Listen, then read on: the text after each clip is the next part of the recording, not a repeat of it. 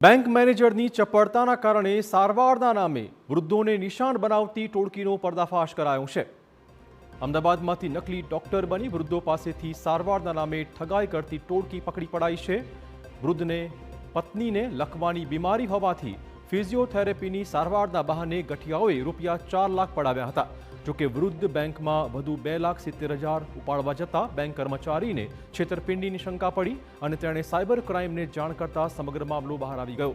આ ગેંગની ગજબની modus operandi હતી। તે વૃદ્ધોની ચહેલ પહેલ હોય તેવા સ્થળોએ જઈ વૃદ્ધોને નિશાન બનાવતા હતા। સારવાર માટે ડોક્ટરની ભલામણ કરતા જે તેમની જ ગેંગનો સાગરીત હોય અને પછી સારવારના બહાને શરીરમાં સોય નાખીને કાળું લોહી કાઢતા।